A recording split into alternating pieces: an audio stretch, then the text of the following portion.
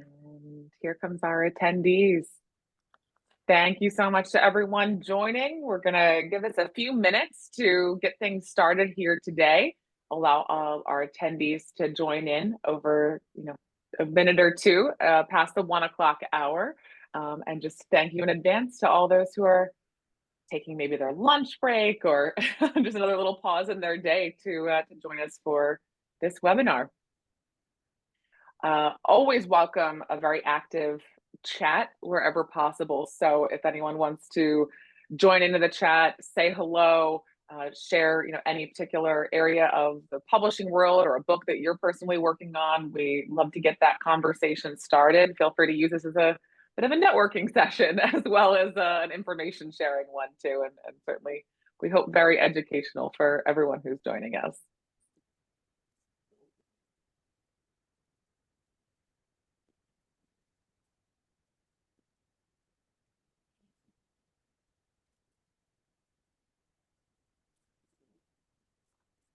Thanks, Anne, for getting us started.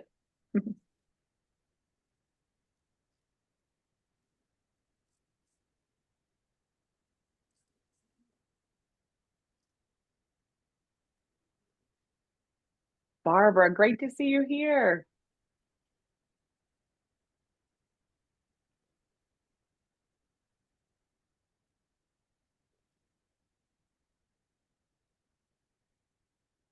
For everyone joining in, again, thank you so much for being here with us today. Part of our exciting overall presentation conversation here is going to be a Q&A session. So I encourage you to add that into the Q&A function at the bottom of your screen. You'll see a little box with a question mark in it. It says Q&A underneath. You could use that to share your questions you might have with all of us. We're going to have that session at the end here to answer those questions. If they happen to end up in the chat, we'll be monitoring that as well in case you just get excited and decide to add it in over there. But just for organization's sake, a Q&A area is most helpful to us if you can add that in. So let's officially get ourselves started today. Thank you so much, everyone, for joining us for this exciting webinar that is giving us a really great in-depth look at, I hope, a study, a report that you've downloaded already from authorroi.com that maybe you've taken a little bit of a look into so far and seen some graphs, some numbers, some data that you might have some questions around. And that's what we hope to talk through. Share more insight into and update all of you on in this conversation today. So this is such an exciting time. This study is really the first of its kind, groundbreaking initiative that was planned by those who are on our call, this conversation today. I want to take a moment to introduce you to the sponsors who are joining us today. And then I'm going to pass the baton off to Bill, who's going to be leading us through this exciting presentation. First off, I want to introduce Naren Ariel, the CEO of Amplify Publishing Group. Naren, thanks for joining us. Next up, Dan Gerstein, CEO of Gotham Ghostwriters. Hi, Dan. Hello. Peter Winnick, founder and CEO of Thought Leadership Leverage. Hi, Peter. We have Josh Bernoff, best-selling author and former SVP at Forrester Research, who is a big part of the data analysis and collection here. And if anyone saw the description for the event, Josh was our original presenter, but the power company of Maine decided to interfere a little bit with us here. So he is going to just hang out on the side, just be nice and beautiful for all of us to look at.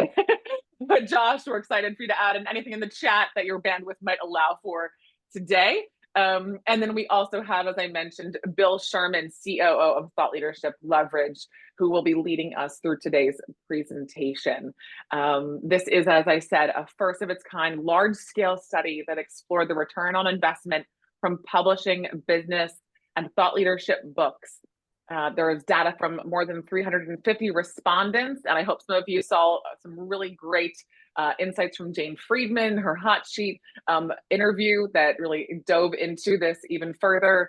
And we're really excited to share all of this with you today. So with that, Bill, I'm going to pass the baton off to you. I'm going to start sharing my screen so we can see this exciting presentation. And let's start sharing some more with everyone here today. Fantastic. Welcome, everyone. And as Marissa said, this is a key stepping stone in a journey that began months ago with the question of, and for all of us involved in industry, okay, we know it takes a long time to write a book, but what does it take and what is the return? What is the return on investment? So Marissa, if you would go through from the cover slide, acknowledging again, Amplify Publishing Group, Gotham Ghostwriters, Smith Publicity, and Thought Leadership Leverage. I want to tell the story briefly of the study, and then let's get into the results. So this was a study where we could not reach out on SurveyMonkey and say, hey, we need to build a panel of people who have published books. Can you get that answered for us in 48 hours? Absolutely not. We had to work not only as the four sponsors, but many other organizations coming together to reach authors and ask them to participate in a study which, in order to answer the question of what is return on investment, it's going to take a lot more work than just a 3-question survey. And so, yes, I see the question is it's a non-random sample. It would be very difficult to generate a truly random sample of authors who would be willing to answer a half-hour survey. If time and the universe allowed, I would love to see that, but unfortunately, no. So we started by designing the survey, creating it, figuring out what research questions we wanted to answer. And here, I want to give a shout out again to Josh Bernoff, who did a previous study that we built off the back of, as well as my colleague at Thought Leadership Leverage, AJ Marsden, who is a professor of psychology and in terms of statistics, organizational psychology and statistics, and really designed to analyze these questions in a meaningful way. A key thing here, the sponsors did not influence the data analysis or the report. So then that goes to what we want to cover today. In terms of the data we'll be sharing, next. We're going to take a look at some of the highlights here, right? And with that, you'll see on the screen, the good news, 64% of books were profitable. There was a median gross profit for books that were published more than 6 months ago of $11,350. And even better, people looking in the rear view mirror of book publication said, 89% said, yeah, publishing a book was a good decision for them. It helped them reach their goals, whatever their goals were. So whether that's credibility or new leads, we'll get into some of those details. As you can see on the screen, we ask questions about how did launch PR impact profit, ghostwriters impacting profit. Did you have a strong revenue strategy in order to generate revenue from the book, whether directly or indirectly? Median spending was $7K, and the median revenue for books more than 6 months published was $25,000. We see some common threads in marketing tactics, such as email, Amazon reviews, and social media, such as LinkedIn, and we'll talk about X/Twitter later. And then there was some range between the number of books that authors thought they might sell and the number that they actually reported sold. So here you'll see median unit sales split out among traditional, hybrid, and self-published authors. So 4,600 traditional, 1,600 hybrid published, 700 units self-published. Again, those are medians. Next, please. So let's go a little bit deeper into the data we'll be sharing. We're going to take a look at author profiles. We'll talk about author motivations and methods. We'll talk about spending. Where did they invest money in either the preparation of the book or the promotion of the book? We'll look at where did they find revenue?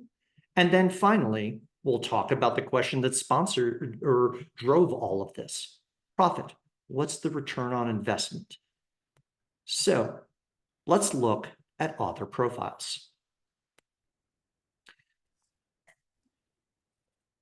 The first thing to call out, and with this we were very pleased with and intentional on, was getting a sample that was gender balanced. And as you can see, we had 50%, 57% male, 40% female. And that's, from what I understand, also close to publishing in industry in representation. However, it is important to call out our respondents were mostly North America and they were mostly white. If we look at the variation in age, most people were between ages 46 and 65. Half were 56 or older. So the publishing or the writing and promotion of books, from our respondents' perspective, not as much a young person's game, but after you're developing some experience and expertise. This then leads into, well, how did they publish, right? Next slide, please. And we define 3 different publishing paths. Traditional publishing, where you may or may not have a literary agent. You go with the publisher, you get the book concept accepted, work with the manuscript, and the traditional publisher is responsible then for printing publication. Then hybrid, which is a combination of the two, and we'll be talking about hybrid later, as well as self-publishing, right? And so for those 3 main publishing paths, securing deals with traditional publishers, hiring hybrid publishers to produce their books, or self-publishing, a nice balance between the 3, about equal representation. However, a call out here, different publishing paths lead to different spending and revenue profiles. 1 in 4 authors that we heard from worked with a co-author, and 1 in 12 with a ghostwriter. Around 2/3 of published authors had published multiple books, and 2/3 were self-employed. So that gives us a little bit of a look into the demographics of respondents. Let's now talk about how those respondents identified themselves and who their audiences were. Next, please. So those who had published books were most likely to identify themselves as consultants, authors, entrepreneurs, and speakers. Interestingly, women authors were somewhat more likely than men to say they were speakers or thought leaders. Authors' books then targeted a wide variety of audiences. We gave a number of places for people to describe who they were trying to reach, including executives, managers, professionals, marketers, and students. And you'll see a wide distribution of the audiences intended to be reached through the book. Next. If we do another click down, what were the most popular topics of the books? 3 categories rose to the top: management, marketing, and how-to. The authors, as you can see, had a wide variety of topics that their book would be classified in. And we also gave option for a free response because it is sometimes hard to classify books, but and you'll see that other at 27% is a significant number as well. Next, please. So why do authors write? We know the process of writing a book takes time, effort, impacts relationships, puts a stress on friends, family, free time, all of those things. So we asked really some clear questions around goals. Why do you write a book and go through this journey? And so authors' top goals, interestingly, were to share knowledge, elevate a topic that needs attention, and boost their reputations. And the good news is they accomplished most of their goals, but some found it harder to succeed with changing opinions and selling books. For each goal, less than 67% of people had a solid plan. And while 82% had the success they expected with sharing their knowledge, less than half achieved the expected success with changing opinions or book sales. So in terms of goal attainment, we see a little bit of a discrepancy here. Not all goals were as clearly defined, not all goals had a clearly defined strategy, and not all goals were achieved. And we'll be digging into that. So the next slide, please. The good news in terms of the journey of writing a book is that organizations and families were generally supported and supportive. Whether you were working within an organization that had asked you to write a book, or you were working on your own as a solo practitioner, taking time on evenings and weekends to write this book. Among the 124 authors who worked within organizations, 50% said that their organization was an integral partner in the process. Half of the authors said their books didn't affect their family relationships, and another 1/3 said their families made extra efforts to support them. And these results were generally consistent, regardless of the gender of the authors. And so if the book was an additional effort and journey, as most reported, the authors who went on this journey had support from friends and family. Next, please. So let's hear a little bit about what authors say about their experience. And on the screen, you'll see some quotes here. One that stood out to me: my husband doesn't understand how time-consuming and expensive it is to market a book. He doesn't want to hear about the problems. Or, writing can be a lonely and frustrating process. If you have kids, being an author is not possible without the support of your partner. And then, my wife organized a writing retreat for me to write the majority of my book in a cabin alone. This is why my book came to life. And so one of the things I take away from this commentary and free response is there needs to be a level of clear communication as much as you can, especially if it's your first book, to say what the journey will be like and to be able to ask for help and get your partner to agree to the journey, because they're going to be carrying more of a burden than they might normally carry. Chores or tasks that you used to do may be handed off. Next, please. So in terms of publication, a couple things. The median author spent about 10 months writing their book. And there was a wider range on that, but 10 months was the median, equal amount higher and lower from that number. And while more than 70% of traditionally published and hybrid published authors agreed that they were satisfied with their publishers, We found it interesting that hybrid published authors were twice as likely to volunteer strong agreement about how they felt about their publisher. Authors, especially experienced authors, agreed that they used an efficient process that aligned both with their personal career strategy and their business strategy.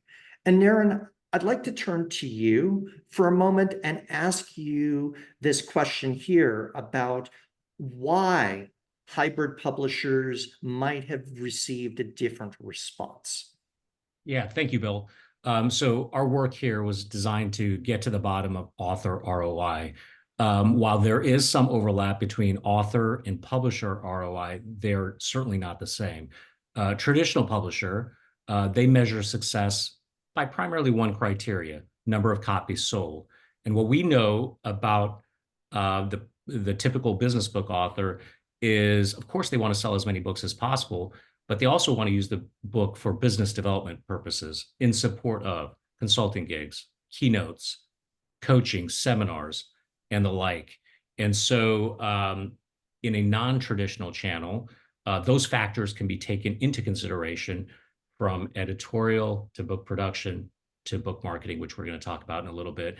And also, as a practical consideration, in the hybrid model, it is author funded. So we are taking author funds and providing services. So there's this component of providing services to a client. And so, that's something that comes with the client getting IP ownership and having approval rights every step of the way. So I think that plays a big role in it. Thank you, Naren. And I think an author's expectation needs to align with the publication path that they choose in terms of the journey that they want to go through, right? So if we can go to the next slide, Marissa, please. Let's talk about book sales. And we asked a couple of interesting questions here. We asked people about their most recent book, how many books they expected to sell, and how many they actually sold. And if you look here, you'll see that there's a discrepancy between median expected and median sales. The median number of books sold for traditionally published books was 4,600 units, and the median expected for traditional book sales was 8,900 units. Similarly, for hybrid book sales, the median units sold was 1,600, and the expected median, how many books people thought they would sell, was 4,400. And those are big differences here. We also asked this question of self-published authors, and they expected to sell around 700 books. These numbers were a fraction of what the authors were expecting. And interestingly, book sales were not the primary predictor of success. Many authors said they accomplished their goals despite selling fewer books than expected. Next, please. So let's talk about spending and where authors have spent in terms of services. So the next slide. Here we have a table, and although it's a partial table on the screen here, you can read more clearly in the report at authorroi.com, where we looked at where do authors spend their money. The most expensive items in terms of creating a book and getting it into the market among authors who invested in them were ghostwriters, PR agencies, and paid placement in bookstores. Authors were mostly satisfied with the services they paid for, including 96% of those who used ghostwriters and 88% of those who used thought leadership strategists. However, only about half of people were happy with the result from the money they spent on paid placement in bookstores, social media specialists, and the book launch agencies. Next, please.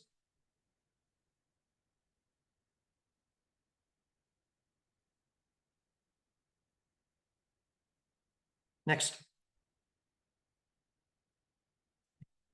So let's take a look at top marketing tactics. Email, Amazon reviews. 2/3 of authors reached out to their existing mailing lists, and nearly as many solicited Amazon reviews and contributed bylined articles to media outlets. The most effective tactics, according to the authors who used them, were soliciting back cover quotes, public speaking, and outreach to podcasters. And then fewer than 20 authors in our survey said they used distributed buying bestseller programs or paid airport book placements. But those who did reported mostly satisfactory results. Marissa, I'd like to turn to you, and I'd like to have you comment on the challenge of getting a book out into the world and visible, and what you see when you look into this graph. Yeah, thank you so much, Bill. I think this is so telling of the fact that there are so many options today that authors face in terms of where they go first. And it's a little bit of an analysis paralysis sometimes. So that's where having an agency like Smith Publicity involved can help with guiding that, as can, with traditional and hybrid publishing in particular, having the support of those internal marketing teams that may be in existence there can help with some of that direction and guidance. Ultimately, it is really thinking about where your target audience lives and how can you best reach them through these different channels. And so I love hearing about the positive response to podcasts, because I think most people think about being on just the top tier podcasts. Everyone wants to be on School of Greatness and Jay Sheedy's podcast, and those are fantastic brand elevation points. There's a great podcast called Thought Leadership Leverage podcast that we're big fans of over here too. Great following, but a more condensed audience. And so we also want to think about, in the work that we do, podcasts being a key component of that in the campaigns that we run, where are some of those really condensed audiences? Maybe a podcast you haven't heard from or you haven't seen in the top 10 of the charts in a certain category, but that are really going to reach your target audience in those spaces. And so it is a little bit about different points of the process, trying different things and, seeing where you're going to get the best response from overall. But I do love seeing, again, that email marketing at the top of it too, because we know our emails are kind of highest form of kind of engagement currency that we have. So again, not too surprised with that from our side of things, but I hope any author or even ghostwriter or anyone on the call today sees this as well and can kind of encourage some of those exciting, engagement points that other authors are seeing success within. Anna mentions here, you mentioned book launch agencies. What are those? And just happy to speak to that too. So I think that would likely be a little bit of the PR side of things, but also there are some agencies that assist with bestseller strategy, bringing on a kind of pre-order incentive support too. So that might be part of those who are included in the kind of book launch agency area as well. Thank you, Marissa. And one of the things that I want to call out and amplify is, if you're an author and you're not building a mailing list for yourself and haven't been doing that, then it's much like planting a tree. The best time to do it was 20 years ago. The next best time is start building now, right? Similarly, for podcasting, one of the things that we look at is the concept of narrowcasting, which is honing down and going where your audience is. If a podcast has millions of listeners, but none of them are your target audience, it doesn't matter if you're there. Go where your audience is. So, next slide, please. Let's talk about social media and what social media tactics authors reported working. LinkedIn, no shock, was by far the most popular tool for social media book promotion. 76% of authors said they used it, and 3/4 reported success. The most effective social media tactics, according to authors who use them, were LinkedIn, promoting on a company's podcast, and producing and sharing video. There is still something visceral and powerful about hearing the author speak about the work and being able to see them. On the other side, X, formerly Twitter, was notably ineffective. 33% of authors tried it, but fewer than half said it worked well.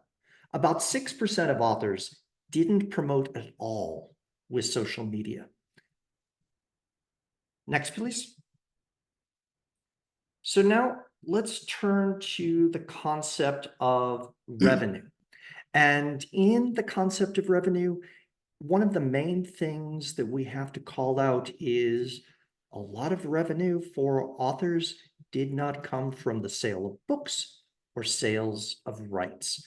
So next slide, please. The median revenue for authors with books out at least 6 months was $25,000. And there was a wide range. We'll get into that in a moment. But we had to ask authors where they saw revenue from post-book and ask them, could they attribute it to the result of the book? Okay. And we asked about a lot of categories. Books published less than 6 months earlier generated a median return of only $12,000. And intuitively, that makes sense. The book hasn't had much time to really create an impact in the market if you look at the book as a capital investment of time, energy, and effort that will pay back over 5 to 7 years. And so this thinking holds true because while those books out at least 6 months generated $25,000 in revenue. And so we wanted to fairly compare the groups. So we restricted the rest of our analysis to books that were published at least 6 months. We said, okay, we've heard about goals from authors with books that are in manuscript form or have been published. Some respondents, it told us our book came out last week, right? Those books can't see an ROI that quickly. So all the data that you will see after this compares revenue from books out at least 6 months, traditional, hybrid, and self-published books. And what we noticed that comparing median revenues for such books, traditional and hybrid published books were much more lucrative than self-published books. And among respondents with books out 6 months or more, 11% reported no revenue at all, but 18% generated more than $250,000 US in revenue. Among authors who reported zero revenues, 77% said revenue was not their primary goal. Next, please. So while there's no way to prove causation with the sample size that we had, among authors whose primary goal was financial, those with a clear strategy earned more than $100,000, twice as much as those without. And again, on an intuitive basis, going in with clear goals and a clear strategy should lead to higher financial results if that's one of your goals. Now we can put data to this. Ghostwritten books generated far more income. $92,000 was the median. And authors who hired a PR team for their book launch brought in a median of more than $100,000. And you'll see this as a recurring theme that investments in the book, working with people who have done this journey before, pay off. And we'll come back to that. Next slide, please. Where does revenue come from? Well, as I said before, not necessarily book sales. About one published author in 3 saw increases in speaking fees and in consulting. Nearly as many observed increases in workshops, and less than 1 in 20 received a raise in pay. Peter, I'd like to turn to you and ask you a question around revenue as it ties to the book and revenue sources. Well, why this diversification? Yeah, I think the diversification speaks to a couple things. Number one, what's fascinating to me about this slide is sort of the obvious. Book sales are not on this slide, right? So we mentioned it a little bit earlier. How do you make money with a book? And the sort of short answer is it's not by number of books sold, right? So speaking it is always has been and probably always will be one way to generate it, right? It's going to elevate your brand. It's going to give people a sense of who you are and why you might be a fit or not be a fit for their organization.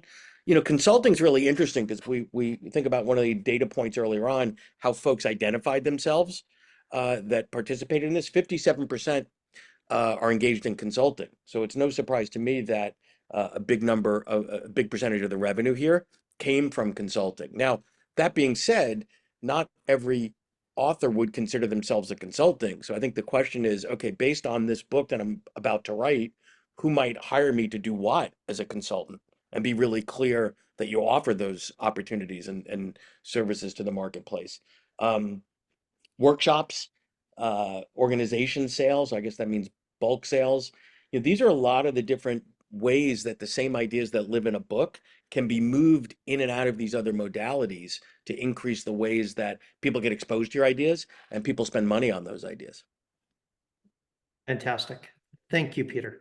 Let's also look in terms of then the next slide, where revenue was seen. Among authors who generated revenue in each category, speeches generated a median revenue of $30,000, consulting, $50,000, and workshops, $60,000. Some authors saw windfalls in categories like corporate sales, partnerships, and salary increases. More than 70% of authors also reported increases in the number of leads or gigs they had for their business. Next, please. So, book advances. The median book advance for the 104 traditionally published authors in our sample was just $5,500. 31% got no advance at all, and 11% got more than $150,000. Advances were skewed by gender. The median advance for women authors was $5,000 versus $7,750 for men. Next, please. I want to circle back to something I mentioned at the beginning. 89% of authors say that the book was a good decision, regardless of their publishing model. And we found that really strongly confirming that despite the journey being hard, it's well worth it. So next, please. Well, what value did you get beyond revenue? Because in terms of return on investment, you also have to think about soft benefits, which aren't hard dollar benefits. Among the authors we reached, 68% they were now more credible to prospects and clients, while 61% said their personal brand was worth more. Authors also saw improvements in podcast requests, social media mentions, followers, and global visibility. Only 8% of respondents saw no improvements in these soft measures. Next, please. And this then leads to profit. Next, please. We computed gross profit, total increase in revenues minus total spending, to determine what made it most likely that a book would generate a positive return. 2/3 of books out for at least 6 months had a net positive gross profit. Traditionally published books were the most profitable, with a median of $52,500. but hybrid published and self-published books were also mostly profitable. And Josh, that's a great call out here, that gross profit wasn't just the book units sold, it's from all revenue sources. Thank you, Josh. Next slide, please.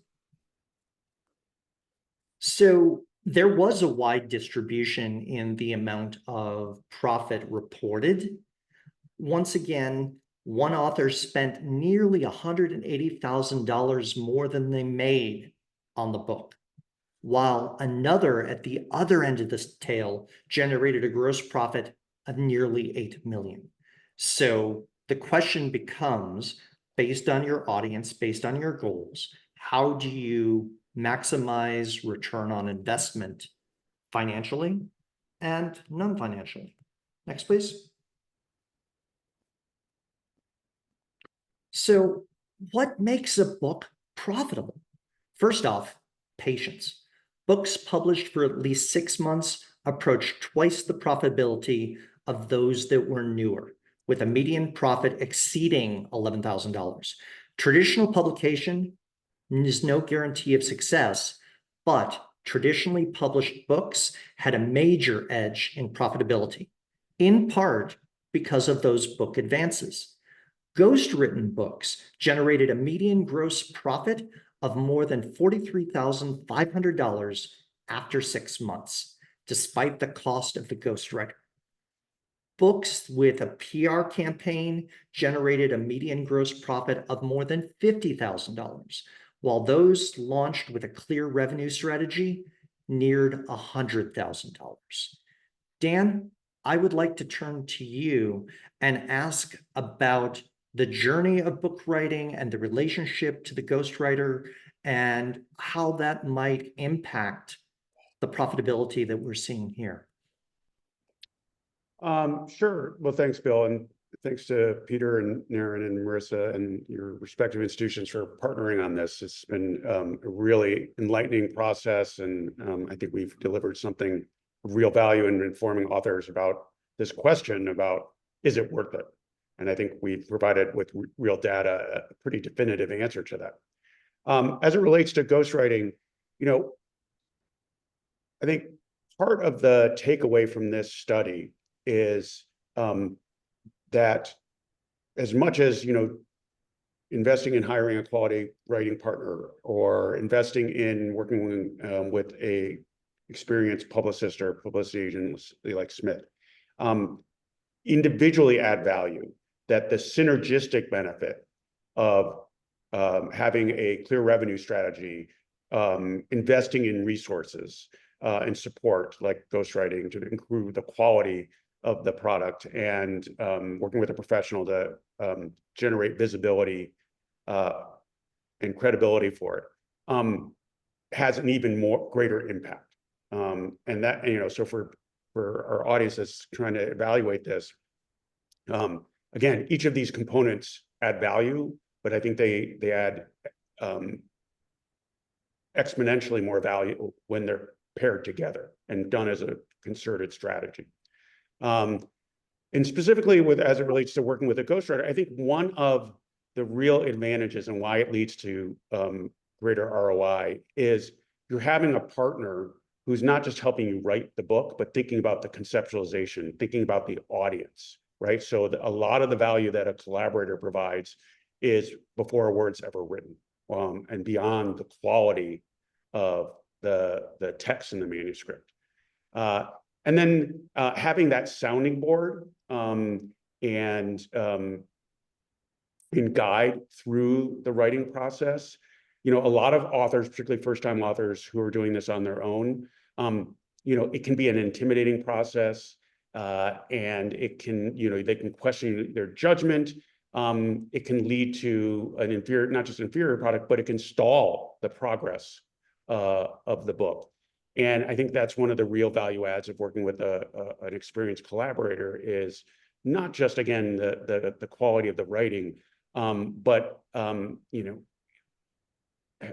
giving the author the confidence to see it through all the way and to deliver the book that is really in line, not just with their vision, but their interests.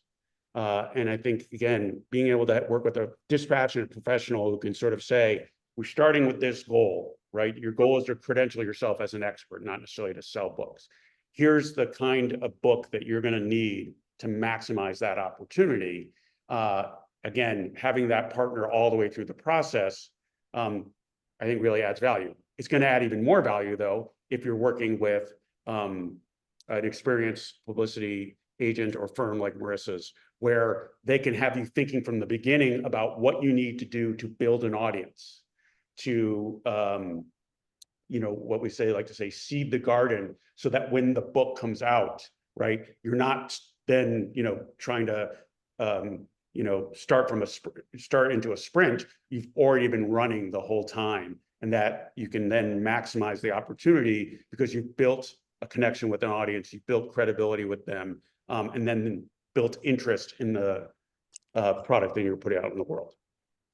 Fantastic. Thank you, Dan. Sure. If we can go to the next slide, I would like to, now, don't be too worried. We've got a scatter plot and some statistics here, but there's a really cool takeaway. And I'd like to turn to my colleague, Josh Bernoff, who we worked on teasing out this over a number of months to get to this point. Josh, would you like to explain this slide and the takeaway?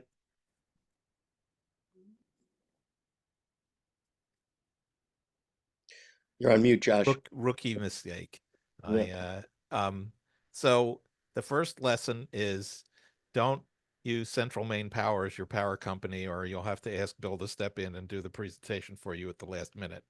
So Bill, thanks for doing that. Yeah, Bill and all of the people in his organization and us worked on this for 6 months, and we're really pleased with the results.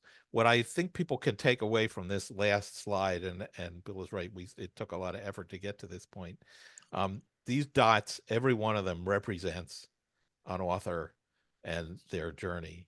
And what you can see is there are more dots above the red line than below the red line. So that reflects the fact that 64% of the books are profitable. You can see that there's some pretty high numbers here in terms of profits with some of the dots at the very top, but that most of them are not at that level. But the main thing I'd like people to take away from this is to just look at the enormous variation in the amount of money that people spent, in the amount of money that they made, and how those are related. And while it is true that the more you spend, the more likely you are to be successful, your mileage will absolutely vary. So it is with the success of working with the right partners, having the right audience, and having some good luck on your side that you're most likely to be able to succeed. Can we go to the next slide?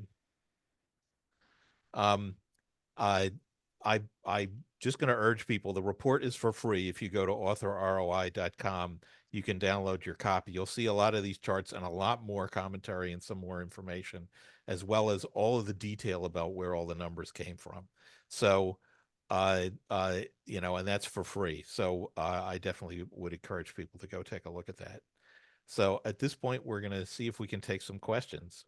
Marissa, I'll turn it back over to you.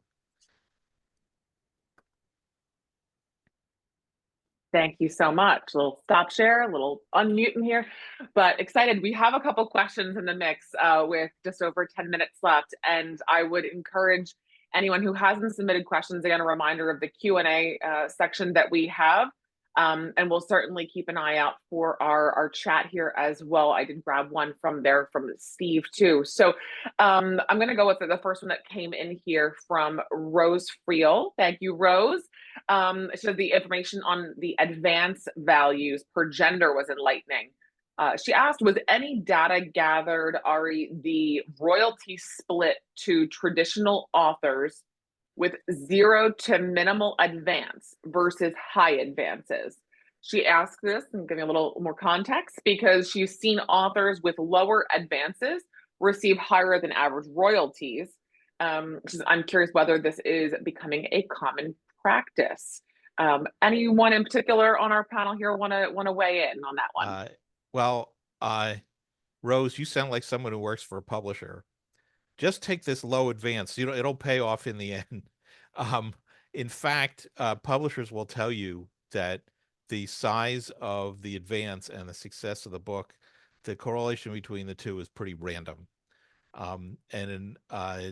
We can go into the data and look at the amount of money that people made from royalties versus the amount that they made from advances. But the combination of the relatively small amount of time, if the book's only been out 6 or 8 months, you don't necessarily know the answer to that question. Along with relatively small samples mean that it's going to be very difficult to draw a conclusion like that. If I could jump in, one of the truly surprising things that came back in this survey to me was the relatively low advances from the respondents. I was really shocked. 1/3, I think I heard Bill say, received no advance, and the average was 5,500. Yeah. Quite surprising. Thank you so much, everyone. I'm going to go over to Steve that added a question into our chat earlier and asked, why does the first book give so much more profit than the second and subsequent books? He said, should I stop writing after that first book? And I think Heather, your question in the chat might seemingly be a little bit connected to that. Bill. So my first answer on that is your earliest book is always going to be out longer than your second book. And because books have a longer shelf life than, say, bread or other consumer packaged goods on that, you have a longer runway to create ROI. However, at the same time, if you're jumping from book to book to book, and you're not maximizing the value of the first book before you go to write the second, you never capture the value of book 2, 3, and 4, right? So think of the book as a planting process, then a harvesting process. And how much time are you spending planting versus harvesting? I'm going to add to that. There's a significant minority of authors in here that were self-publishing and cranking out book after book every year. And as a result, when you look at the people who've published 4 or 5 books, a lot of them are these sort of lots of books with low revenue. And as a result, when you average it out, the second and subsequent books look like they have lower revenue generated. I would offer a little bit of a different perspective, which is the leap from not having a book to having a book in terms of value adding. Yeah. It's an order of magnitude, right? Because you have now something that credentials you as an expert, as a thought leader, that gives you a much bigger megaphone and platform to reach people and influence them. Then the marginal difference, though, after you've crossed that threshold to doing future books, the impact is going to, naturally be less because you've already established that authority. The additional books are just enhancing that. So it would stand to reason that the actual revenue from those later books is going to be less impactful than that when you go from 0 to 1, than say from 1 to 2 to 3. Finally, a last point on this is I think we've established that writing a book is hard and getting it out there effectively is hard. It takes a lot of energy. I've seen this before. Sometimes authors get tired. They've exerted so much energy on the first project and they don't want to exert that level of energy on the second or subsequent projects. Thank you. We have some other really great questions in the Q&A section as well that I'm going to jump around to.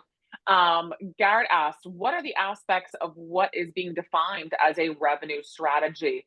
And separately, what is defined as a strong revenue strategy? Peter, you want to take that one? Well, I'm going to answer that from a technical perspective because of the way that the survey was designed. When we talked about strong revenue strategy, first of all, we look specifically at people whose primary goal was a revenue goal. So goal like generating leads or increasing consulting versus people whose primary goal was a non-revenue goal, like generating influence. And then we look specifically at, for those goals, did people say that they had a clear plan? We asked, how clear was your plan for accomplishing this goal? And then looked only at the people who were in the top 2 boxes on that. So a strong revenue strategy means I had a primary goal of revenue and I had a plan to accomplish that. And not surprisingly, the people who said that had generated significantly more revenue. And I'll add one thing to that as well, Josh. All of that was self-reported. So there was no third-party objective evaluation of strong strategy, weak strategy. It's just what people said they had. Peter? Yeah, I would think that speaks to it. You know, to Josh's point, there's lots of reasons to write a book. It's not all revenue. So X people that are doing it for legacy, impact, it's a forcing mechanism, etc. Think of it as the business plan, and the book is one vehicle for the business. So to me, this, you know, a strong strategy speaks to who you're trying to serve, how you're trying to serve them, what are their problems, how do you solve those problems, do you have the right product suite, offering solutions, etc. in place? What are you doing to get the right book in the right hands of the right people? One of the big takeaways to me from this research was the delta between what authors said, this is what I thought I would sell, how many thousands of units, and what they actually sold, right? And that leads me to think like, okay, so it's not number of units sold, it's getting the right books in the hands of the right people to get you the right outcome. That's part of what a strategy does. And sometimes the variable there might be sold. There are plenty of times it makes sense to give some books away to some people to get you to that outcome if it's selling a big consulting engagement, speaking engagement, etc. But in the absence of a strategy, I think the other thing, which goes back to some of the social media stuff, is you know, authors don't have clarity. And if they don't have clarity, they don't know how to prioritize, and they confuse activity with productivity. One day they're on X and the next day they're on LinkedIn. They're doing lots of stuff because they're passionate and they're driven, but it's not the right things in the right sequence against a set of achievable objectives and outcomes. Thank you, Peter. I am not asking these next questions because I'm at a PR agency, but we have 2 in the Q&A section related to PR agencies. One asking about who is doing a good job for authors these days in terms of PR agencies, and seeing that 9 out of times there's kind of failed delivery, unexpected results, as well as Anna calling out the surveys show that PR agencies can have a very positive impact, but how do you select one and how do you know it's a good PR agency? You know, I think one thing I want to call out in the first question in particular around who's doing a good job for authors is that I would actually kind of switch up that word a little bit and think about author, but also expert and thought leader and speaker too, because that is how we view things at Smith. And, you know, I hope that people have had positive experiences with Smith Publicity. And I like to think that we do a pretty good job for authors here. We've been around for a long time. But I think that as we see from the findings of this study, that we have to think about more than just being an author, being more than just a book. And so we pride ourselves at Smith in really talking to each author that we work with and understanding, you know, what are the goals beyond this? What is this book a catalyst for? And that should be the conversation that's starting with ghostwriting, that's starting with this revenue strategy you're building up, that's starting with the publishing path that you are selecting is, what do you want this book to do? And if you're coming back to the goal of only book sales, then the success of that is going to be a lot harder to achieve, or that ROI, or that profitability that we're talking about here. Yeah. And so we really like to understand truly who are you trying to reach, and how do we find the right audiences that we can reach to help you be successful. I think there is a bit of old school mentality sometimes of just focusing on the biggest media placements possible. And those are great. And those are brand elevation points. But you really have to have this very clear strategy of the efforts, the marketing and publicity efforts that are going to get you in front of, as Peter just said, the right people at the right time and getting your book into their hands. I'll take some very maybe unbiased views on publicity as well from many of our other sponsors here too. Well, and Marissa, let me add to that. So I'll give you the de facto endorsement, but the reason would be, I think oftentimes what I find disappointing talking to folks that have engaged in a PR firm is they're not asking the right questions. So I think the right questions are, who have you worked with that's like me? Showing me that you've worked with Barack Obama or somebody like that. That's not me, right? So when you work with a group like Smith, they can give you examples of folks like you. You're a consultant, whatever that is. Okay, and what have those outcomes been, and what have those expectations been, and calibrate what's realistic versus having a 27-minute on the Today Show or being on Oprah or whatever the case is. What is realistic based on who you are and where you are and where they can take you? And are you willing to do the hard work that's going to be required? Because it's not all up to the agency that you hire to make, rainbows and unicorns happen. I think part of the Thanks. reason that people end up disappointed with PR agencies is that they have unrealistic expectations going in. Mm. And certainly finding somebody who worked with an author that you like and that recommended you to that agency, combined with an idea of what really you're likely to have happen, as opposed to what your dream is, that'll give you a better result. We have a lot of fantastic questions here. We are at the top of the hour. I want to pull one more in quickly here because I'm going to ask everyone to give me their really quick response on that. And I'm going to start with Naren. So just get ready, Naren, because it's coming to you first. What was the most surprising discovery for you from the survey? Yeah, I actually mentioned it earlier. It was the low advance on average. And so that just really blew me away.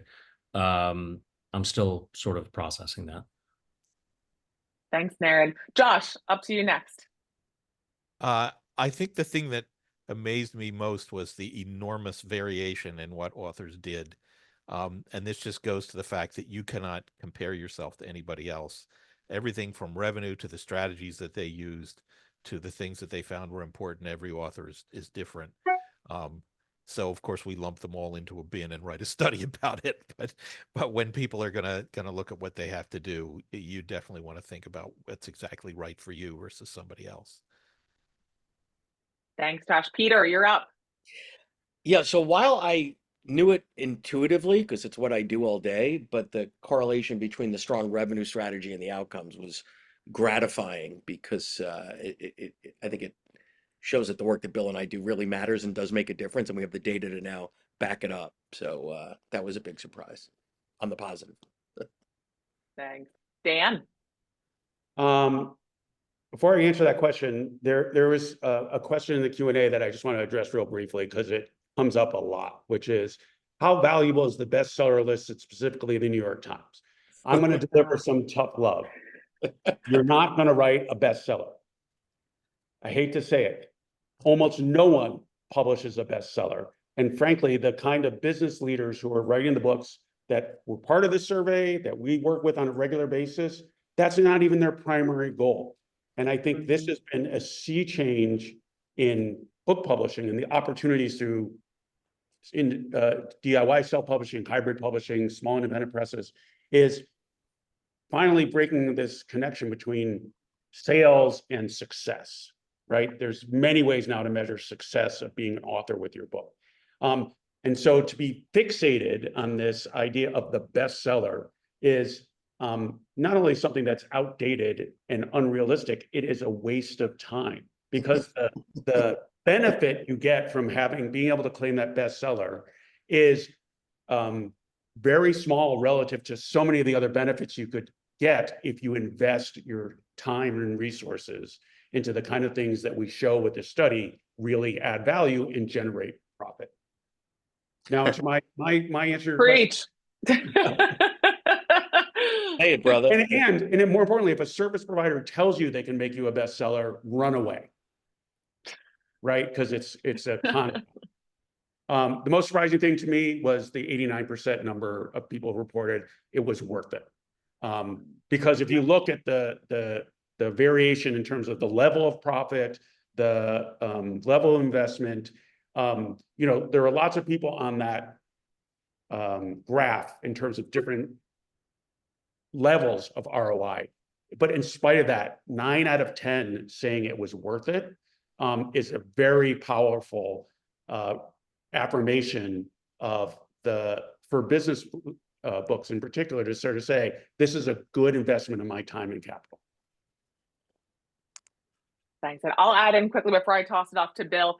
I was, I think, most surprised in seeing the further closing gap between traditional and hybrid publishing, and just the exciting opportunities that lie certainly with both avenues, but that there is not as much of a gap there. I think in the experience, in the results, in the ROI that you see in either side of things, and we work with all publishing paths here at Smith, but love to see that those who choose to go the non-traditional route are still seeing some great results and great successes.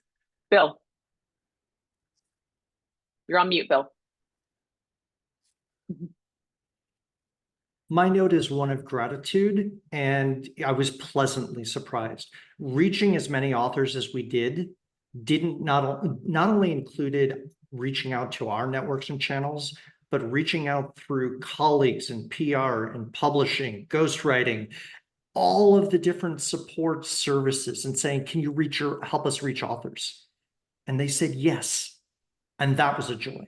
The second level is we had a number of authors who said, wow, that was a long survey to answer. It took 30 minutes, but they gave us their time. They shared their experiences.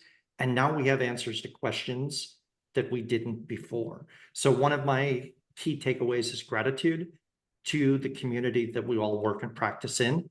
If you want to read more of the study, go to authorroi.com. Thank you all so much for joining us today, and excited to continue spreading all of this amazing data and findings with all who were here today, as well as many beyond that. Thanks so much, everyone. Bye.